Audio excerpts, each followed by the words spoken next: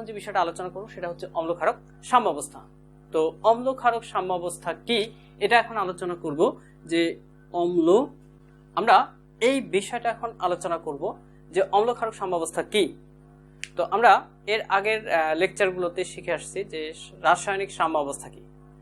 তো একটা সাম্য বিক্রিয়ার ক্ষেত্রে জেনারেল যে সাম্য বিক্রিয়া আছে, এই বিক্রিয়ার ক্ষেত্রে যেটা হয়, বিক্রিয়ক থেকে উৎপন্ন হতে হতে একটা সময় এই বিক্রিয়াটা একটা অবস্থায় গিয়ে কি হয় যে বিক্রিয়াটা থেমে যায়। তখন হচ্ছে যে বিক্রিয়াটা এমন একটা অবস্থায় থেমে যায় যেখানে হচ্ছে যে বিক্রিয়ক থেকে উৎপাদ উৎপন্ন হয় এবং উৎপাদ থেকে বিক্রিয়ক উৎপন্ন হয়। তো এই অবস্থায় বিক্রিয়া করতে করতে যে সময়ের সাথে সাথে বিক্রিয়কের ঘনমাত্রা হ্রাস পেতে পেতে একটা সময় বিক্রিয়াটা এমন অবস্থায় পৌঁছায় যখন হচ্ছে বিক্রিয়কের ঘনমাত্রা এবং উৎপাদের ঘনমাত্রা সমান হয়, এবং ওই অবস্থায় একটা যে কোনো রাসায়নিক যে সাম্য বিক্রিয়া উভমুখী ধর্ম প্রদর্শন করে।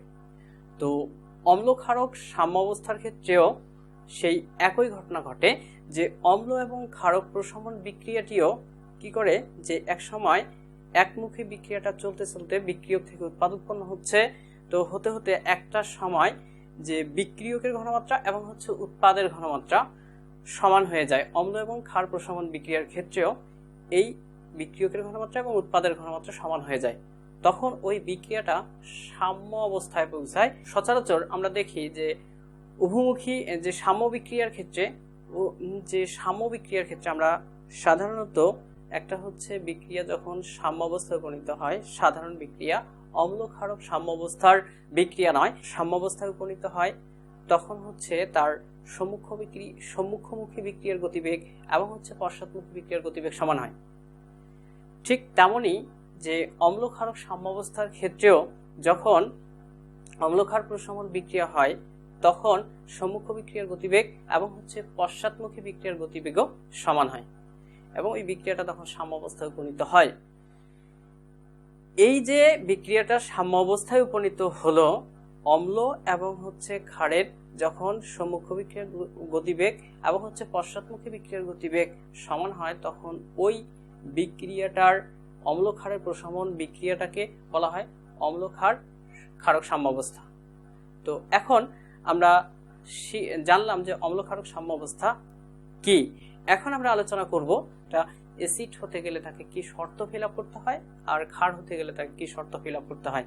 তো একটা অ্যাসিড হচ্ছে যে একেবারে প্রাচীন মত অনুসারে আমরা যদি একটা অ্যাসিডকে আইডেন্টিফাই করতে চাই তাহলে হচ্ছে অ্যাসিড হচ্ছে যে অ্যাসিডের অণুতে অবশ্যই, অ্যাসিড হতে গেলে অ্যাসিডের অণুতে অবশ্যই প্রতিস্থাপনযোগ্য হাইড্রোজেন থাকতে হবে। সালফিউরিক অ্যাসিড এটা হচ্ছে একটা অ্যাসিড, এটা হচ্ছে আমরা জানি। এখন আমরা দেখব যে এটা কেন অ্যাসিড।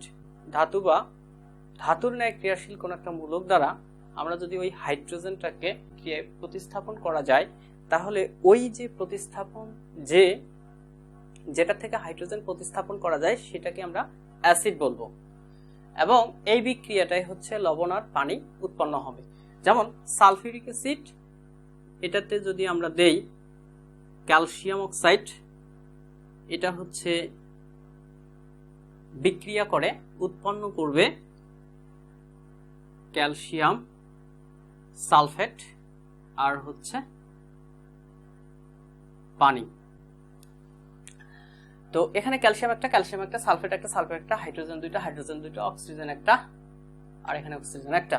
ঠিক আছে, তো এটা বিক্রিয়া হচ্ছে সমতাকৃত বিক্রিয়া। এই যে এখানে আমরা দেখতেছি যে এটা হচ্ছে একটা অ্যাসিড। তো এই অ্যাসিডে হচ্ছে প্রতিস্থাপনযোগ্য হাইড্রোজেন আছে, এটাকে আমরা বলতেছি। তো এখান থেকে প্রতিস্থাপনযোগ্য হাইড্রোজেন আছে এটা। তো অ্যাসিডের সংজ্ঞাই হচ্ছে একেবারে বেসিক সংজ্ঞা, অ্যাসিডের একেবারে প্রাচীন সংজ্ঞা, সেটি হচ্ছে একটা অ্যাসিড হতে গেলে তাতে অবশ্যই প্রতিস্থাপনযোগ্য হাইড্রোজেন থাকতে হবে এবং ওই প্রতিস্থাপনযোগ্য হাইড্রোজেনকে কোনো ধাতু বা ধাতুর ন্যায় ক্রিয়াশীল মূলক দ্বারা প্রতিস্থাপন করা যাবে, তাহলে সেটাকে আমরা অ্যাসিড বলতে পারবো। এবং এখানে হচ্ছে সেটাই হচ্ছে ক্যালসিয়াম কি করলো, ক্যালসিয়াম হাইড্রোজেনকে প্রতিস্থাপন করলো। ক্যালসিয়াম হাইড্রোজেনকে প্রতিস্থাপন করে ক্যালসিয়াম সালফেটের সাথে যুক্ত হয়ে ক্যালসিয়াম সালফেট উৎপন্ন করে এবং এখান থেকে হাইড্রোজেন প্রতিস্থাপিত হয়ে হাইড্রোজেন এবং অক্সিজেন মিলে পানি উৎপন্ন করে। তো এই যে প্রতিস্থাপনযোগ্য হাইড্রোজেন থাকায় এটা হচ্ছে সালফিউরিক অ্যাসিড একটা অ্যাসিড। এখন আমরা আলোচনা করব ক্ষারক কি। তো ক্ষারক হচ্ছে ধাতুর অক্সাইড বা হাইড্রোক্সাইড যদি অ্যাসিডের সাথে বিক্রিয়া করে লবণ পানি উৎপন্ন করে তাহলে ওই ধাতুর অক্সাইড বা হাইড্রোক্সাইডকে ক্ষারক বলা হবে। তো ক্ষারকের যে সংজ্ঞা সেটা হচ্ছে, আমরা যদি ধাতুর অক্সাইড আমরা ধরে নিলাম যে ধাতুর অক্সাইড ক্যালসিয়াম অক্সাইডে ধরে নিলাম, ঠিক আছে, ক্যালসিয়ামের যোজনী 2 ক্যালসিয়াম অক্সাইড, এটা হচ্ছে HCl এর সাথে বিক্রিয়া করে এটা উৎপন্ন করে ক্যালসিয়াম ক্লোরাইড প্লাস হচ্ছে লবণ আর পানি। এখানে হচ্ছে এটা হচ্ছে অ্যাসিড আর এটা হচ্ছে লবণ আর এটা হচ্ছে পানি। তো এখানে এটা হচ্ছে ধাতুর অক্সাইড, ধাতুর অক্সাইড। তো এটা ধাতুর অক্সাইড, এটা অ্যাসিডের সাথে বিক্রিয়া করে লবণ পানি উৎপন্ন করছে, যেটা হচ্ছে ক্ষারক হওয়ার শর্ত ফিল আপ করে। সো ক্যালসিয়াম অক্সাইড এখানে হচ্ছে একটি ক্ষারক। এরপরে হচ্ছে ধাতুর অক্সাইড, আমি বলছি হাইড্রোক্সাইড, এখানে হচ্ছে সোডিয়াম হাইড্রোক্সাইড নিলাম, এটা হচ্ছে অ্যাসিডের সাথে HCl নিলাম, বিক্রিয়া করে উৎপন্ন করবে সোডিয়াম ক্লোরাইড আর হচ্ছে পানি। তো এখানে হচ্ছে লবণ উৎপন্ন করতেছে, পানি উৎপন্ন করতেছে, অ্যাসিডের সাথে বিক্রিয়া করছে, এটা হচ্ছে ধাতব হাইড্রোক্সাইড। তো যেহেতু ধাতব হাইড্রোক্সাইড অ্যাসিডের সাথে বিক্রিয়া করে লবণ আর পানি উৎপন্ন করতেছে, সো আমরা বলতে পারবো যে সোডিয়াম হাইড্রোক্সাইড একটা ক্ষারক। আমাদের পরবর্তী লেকচারে আমরা অ্যাসিড এবং ক্ষারক সম্পর্কে যে আধুনিক মতবাদ রয়েছে, যতগুলো মতবাদ প্রচলিত আছে, 3টা মতবাদ, এই 3টা মতবাদ নিয়ে আমাদের পরবর্তী লেকচারে আমরা আলোচনা করব। তো এতক্ষণ আমাদের সাথে থাকার জন্য সকলকে আমাদের স্কুল অ্যান্ড কলেজ টিমের পক্ষ থেকে শুভেচ্ছা অভিনন্দন জানিয়ে শেষ করছি।